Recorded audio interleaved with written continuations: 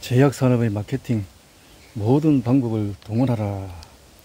2부에서 어떤 방법으로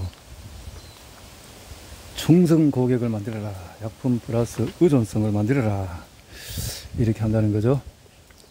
어느 산업 분야를 막론하고 경쟁시장에서 자사의 성장을 위해서 보다 넓은 시장을 확보하려고 나선 것은 당연한 일이다. 이렇게요. 넓은 시장을 확보하려는 것은 지속적으로 새로운 시장을 정복해야 하고 마케팅을 잘해야 하는데, 특히 소비자의 욕구를 충족시킬 수 있는 마케팅 전략을 세우는 것이 중요하다. 제약산업의 경우에 소비자의 욕구를 충족시키는 데는 분명히 한계가 있다. 솔직히 의약 분야에 무슨 욕구가 있겠는가. 얼핏 보면은 제약산업을 질병을 낫게 하고 고통을 완화시키는 제품을 만드는 것으로 보인다. 그러나 질병의 종류라는 게 빤한데도 거대 제약산업은 자꾸만 신종 질병을 만들려고 한다. 그래야 우리가 더 많은 알력을 삼킬 테니까. 바로 의존성, 제약산업이 노리는 것이 기본적인 그런 마케팅들이다. 딜러들은 양리학과 관련해서 이미 공공연한 비밀이 되어버린 바로 소비자가 약물에 길들여져서 거의 중독에 가까운 수준에 이르도록 유도하고 있다는 것이다. 그래서 어떤 약물은 복용을 중단하기가 매우 어렵다. 헤로인을 끊거나 니코틴 중독자가 담배를 끊는 것보다도 더 힘들 정도다. 나는 처음에 그 말을 듣고 굉장히 충격을 받았다. 중독이라는 말 자체가 범죄와 관련이 있고 뭔가 악한 것에 의존한다는 것처럼 들리기 때문이다. 마약, 술, 담배에 중독된 사람들은 강렬한 쾌락에 저항할 능력이 없는 사람 취급을 받는다. 그들은 자기 자신을 파괴하면서까지 또는 법을 어기면서까지 쾌락의 유혹을 뿌리치지 못한다. 교화적인 측면에서 보면은 성중독이나 도박 중독을 억제하지 못하는 그런 것과 같다.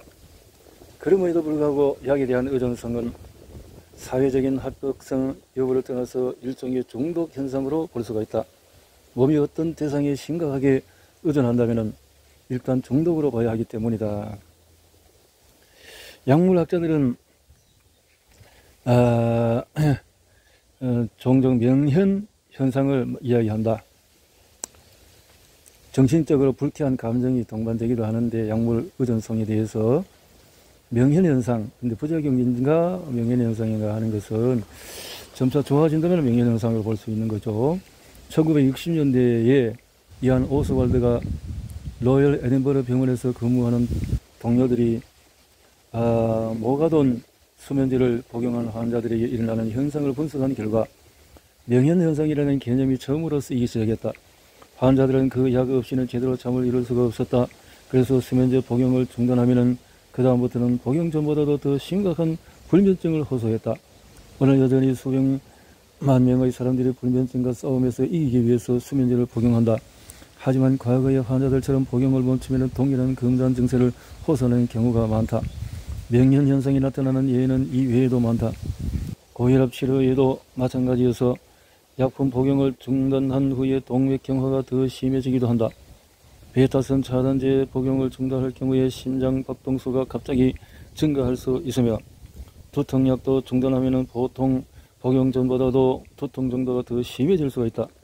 코 막힘을 막아주는 약도 복용을 중단하면 코 막힘 현상이 복용 전보다 더 악화될 수가 있다.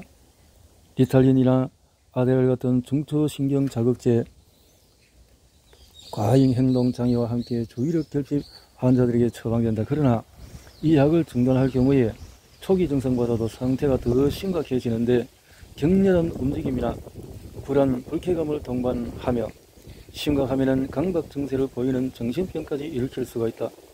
벤조디아제핀 계열의 신경안제로는 바리움과 자낙스가 있다. 이 약품들은 거의 30년 전부터 심각한 부작용을 낳고 있다.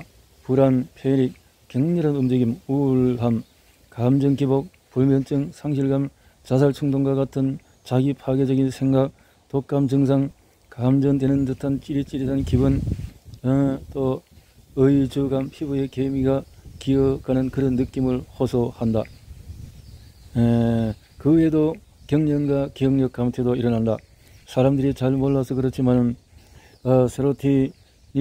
세로토닌의 양을 조절하는 항우울제도 복용을 중단할 경우에 앞서 일간 금단 증상 등의 부작용을 초래할 수가 있다. 금단 증상이지. 냉현 반응이 아니고.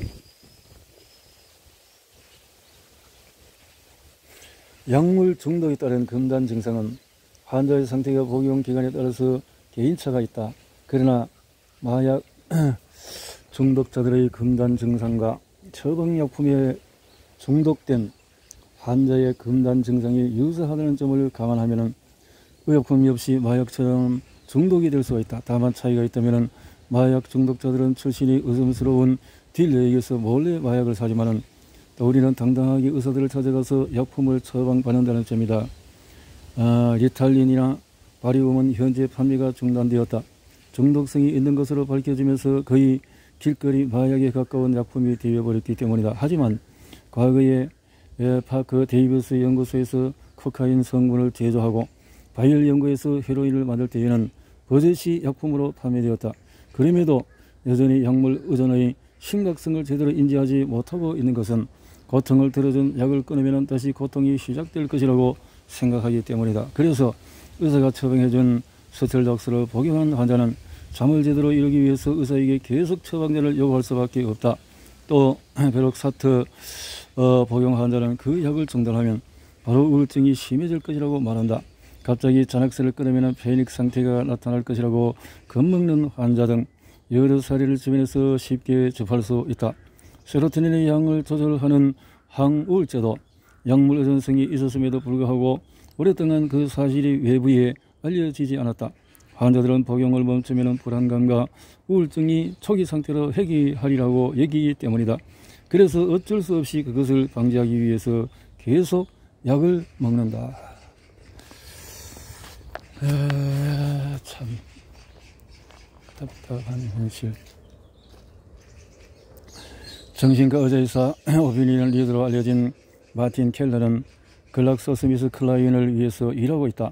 그는 글락소스미스클라인 외에도 항우울제를 생산하는 여러 제약사를 잘 알고 있으며 1994년에 약물 치료를 계속 유지해야 하는 이유를 이렇게 설명했다.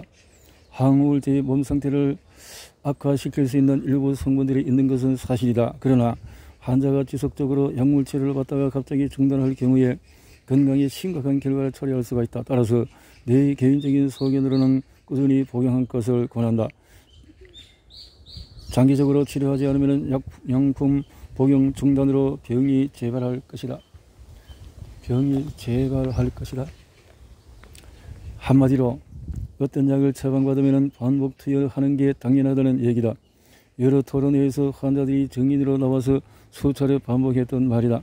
의사가 아닌 BBC 기자들은 이 문제의 진상을 파악하기 위해서 본격적으로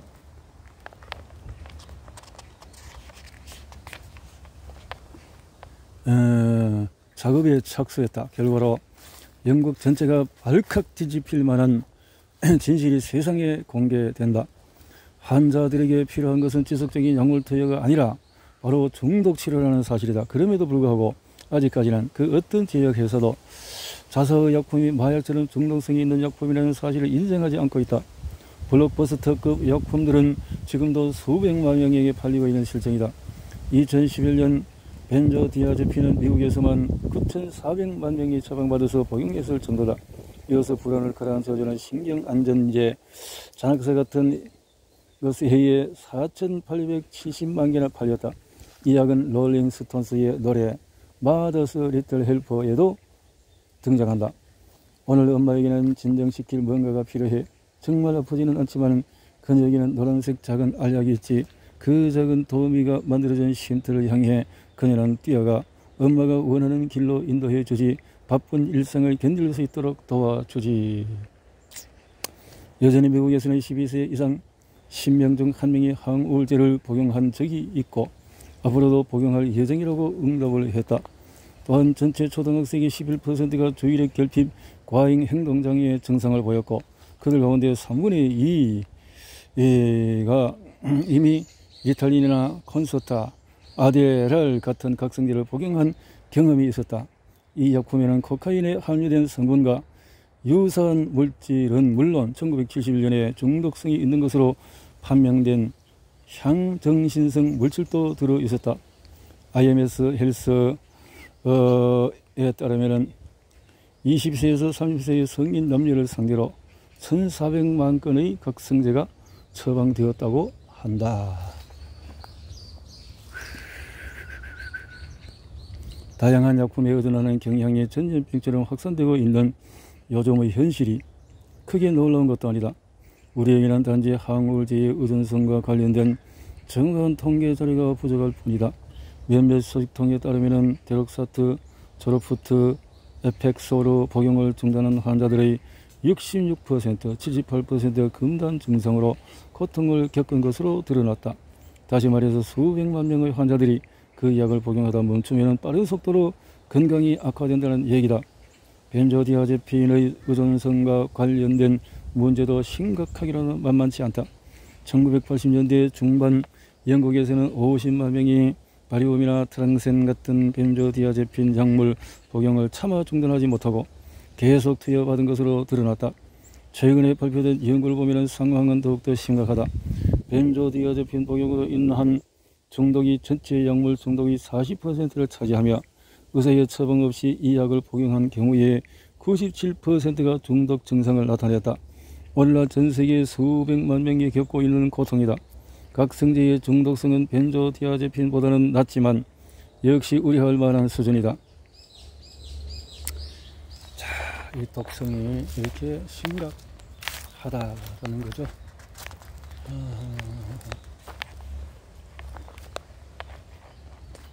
독성, 심각한 독성. 젊은 청년 리처드 피의 지옥으로의 추락이라.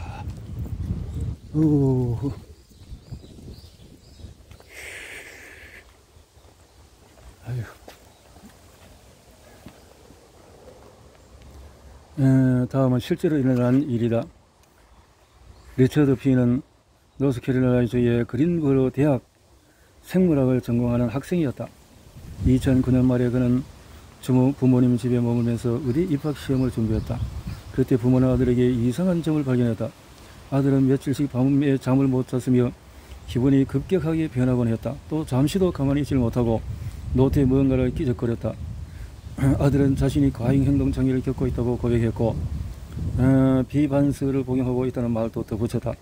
과잉행동 장애와 함께 주의력이 떨어지자 병원에서 의사가 처방해준 암페타민 성분의 신경 자극제였다. 아들이 학창시절에는 한 번도 그런 적이 없었기 때문에 부모는 당황하지 않을 수가 없었다. 집에서는 평범한 아들이자 학교에서는 지극히 정상적인 학생이었고 성적도 상위권에 드는 모범생이었다. 그런데 대학에 다니면서 여느 학생들처럼 리처드도 시험을 준비하면서 집중력을 높이기 위해서 암페타민을 복용하게 된 것이다. 요즘 미국의 많은 젊은이들은 의사를 찾아가서 잡념이 많아서 집중이 안 되니 이탈린이나 아데라를 처방해달라고 요구한다. 리처드도 그랬다. 의사가 처방해준 약을 먹고 난 후에 처음에는 상태가 많이 호전되었다. 그런데도 그는 약물을 계속 처방받아서 지속적으로 복용했다. 실제로 그런 반복 투여는 인체에 해로웠다. 리처드는 시간이 지날수록 주의력이 떨어졌고 우울증, 불면증, 과잉행동 증상을 호소했다. 결국 의대 입학시험에서 낙방한 그는 정신과 의사를 찾아가서 비반스 대신에 아데라를 처방해달라고 요청했다. 리처드의 몸 상태는 계속해서 나빠졌다. 몸에서는 늘 열이나 얼음 주머니를 들고 다녀야 할 정도였다. 리처드는 심지어 부모 앞에서 폭력적인 모습까지 보였다. 한 번은 경찰에 신고해야 할 정도로 심각했던 정도 있었다. 밤에 그는 TV를 보며 중얼거리고 별과 대화라도 나누는 듯이 혼잣말을 했다. 누군가 자신을 감시하고 있다고 믿었으며 지문을 남기지 위에서 손가락 끝에 밴드를 붙이고 다녔다. 부모는 약물 복용으로 인한 부작용이 분명하다며 아들을 설득했지만 소용이 없었다. 그의 치료를 담당한 정신과 의사가 계속해서 알약을 처방해 주었기 때문이다. 설상가상으로 리처드는 금단 증상을 못 참는 사람처럼 복용 주기를 줄이고 복용량을 전보다 더 늘렸다. 부모의 하소연에 못 이겨서 정신과 의사는 결국 아데라를 처방을 중단했다. 그러자 리처드는 미친듯이 분노했다. 발을 주체하지 못해서 야구 방망이를 휘둘러서 집 앞마당에 있는 화분들을 부수며 약을 달라고 고리고리 소리를 질러대고 그 일이 있고 난 후에 갑자기 모습을 감춘 리처드는 몇 주 만에 다시 나타났다. 결국 정신과 의사에게 약을 처방하는데 성공한 후였다. 부모는 망연자실했다. 이후에 지옥으로의 여행을 몇 번이고 반복한 끝에 결국 리처드는 자살 시도자와 정신병 환자들을 치료하는 정신병원에 후송이 된다. 담당 정신과 의사와 부모가 계속해서 약물 중단을 권했지만은 그는 다른 의사를 찾아서 용케도 약을 손에 넣곤 했던 것이다. 중독의 늪에서 헤어나오지 못하는 그에게 마지막 남은 방법은 병원의 격리 수용뿐이었다. 리처드의 부모는 아들의 담당 정신과 의사에게 또다시 약을 처방하면 고소하겠다고 협박했다. 약물을 중단한 지 한 달여 리처드는 끝내 세상을 하직했다. 2011년 11월 7일 리처드는 자신의 아파트 옷장에서 목을 맨 숨진 채로 발견되었다. 리처드는 결코 불법으로 암시장에서 약품을 산 것이 아니다. 유년기를 함께 보낸 친구 라이언은 리처드가 의사가 처방한 약이니 괜찮을 것이라고 말했다고 고백했다. 이 사례는 현재 전 세계 많은 사람들이 일어나고 있는 일이다. 참 이런 일들이란 거죠. 이것이 어떻든 이런 것이 약물의 세계라는 거죠. 의존성, 잔악스라든가 등등 이런 갑자기 는 사태가 일어난 것처럼 여기저기서 증언들이 줄줄이 이어졌다. 의존성이 인정해 준 중독성이라는 표현을 내고 그렇게 하겠죠. 바젤의 카르텔 20세기 전 세계 버리움에 의존하는 동안에 스위스 지역에서 호프반 리로슈 아편 물질에서 파생된 약품을 생산하고 있었다. 자, 이런 것들 얼마든지 뭐 이렇게 해도 또 이렇게 피해서 또 약이 나오고 할 수밖에 없는 현실 속에 있는 참 안타까움이 보이는 것이군요. 2003년 10월 미국 라디오 방송국에서 최다 청취자를 확보한 인기 사회자 러시 림바우는 방송에서 자신의 건강 문제를 털어놓았다. 척수 수술을 받은 후에 진통제를 꾸준히 복용하다가 그만 약물에 중독돼서 병원 치료를 받게 되었다는 얘기였다. 대중에게 자신이 처한 상황을 직접 털어놓았지만 그 후에 한 가십 기사에는 실제로 그를 만난 가정주부의 충격적인 증언은 달렸다. 우연히 주차장에서 러시 림바우를 보았는데 시각 케이스로 보이는 통에 옥시콘틴을 넣어서 자기 몸에 투여하는 장면을 목격한 것이다. 방송에서의 말과 달리 그는 여전히 진통제 중독에서 벗어나지 못하고 있었다. 옥시콘틴은 길거리 마약이 아니다. 합성물질이 들어간 진통제로 전 세계 수백만 명의 환자에게 합법적으로 투여되는 약물이다. 합법적인 이 마약 약물이라는 것이 옥시콘틴과 그 유사 제품들은 제약산업계에서 비정상적인 약품이 아니다. 1995년에 와서 상황이 바뀌었다. 파마가 옥시콘틴의 판매 허가증을 획득한 것이다. 포드파마. 이로써 포드파마는 최소 12시간의 주기를 들고 천천히 고통을 사라지게 하는 진통제를 시중에 선보일 수 있게 되어졌다. 진통제를 통해서. 미국 법원이 판단한 내용을 더 살펴보자. 포드파마의 고위 간부 및 직원들은 옥시콘틴과 복용 후에 즉각 반응을 보이는 다른 아편 물질 간의 혈장 수치 차이를 실제보다 과장한 그래프를 만들어서 제품을 선전할 때 허위 광고를 내보냈다. 해당 그래프에 제시된 혈장 수치를 비교하면 옥시콘틴은 다른 약보다도 혈장의 최고치와 최저치의 간극이 훨씬 적었다. 그리고 빠르게 작용하는 다른 아편 물질보다도 약물 남용 가능성이 훨씬 낮아서 의존도가 덜한 것처럼 포장을 했다. 그렇다.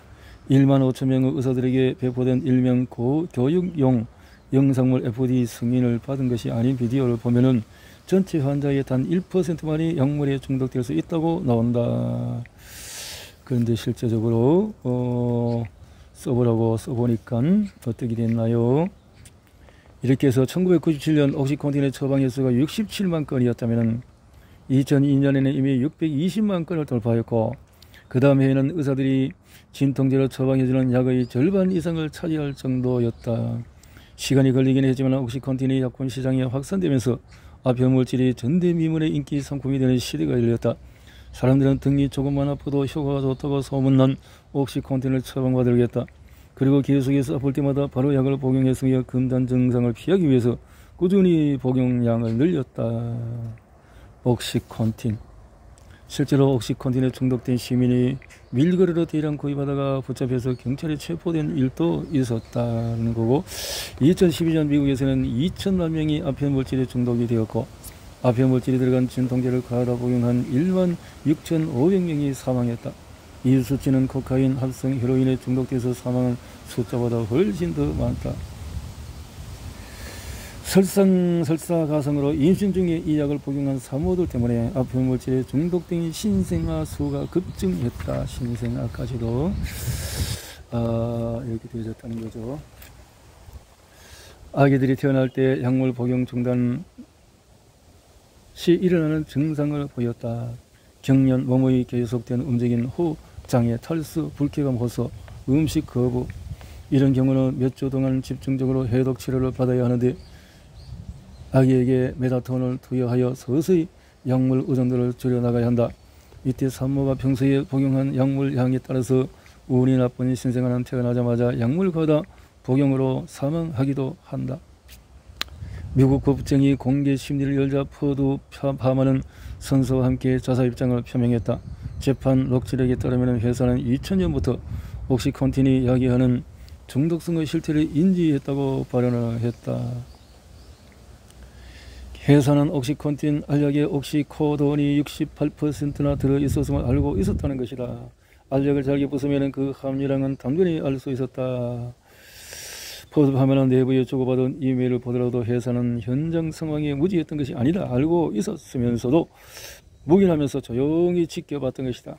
1997년 10월에 이사장 미카엘 프로이드먼은 메일을 확인했더니 마케팅 디렉터가 인터넷 대화방에 옥시컨틴과 관련된 중독성에 대한 의문이 떠드는 것을 막겠다는 내용이 담겨 있었다. 의문을 막겠다.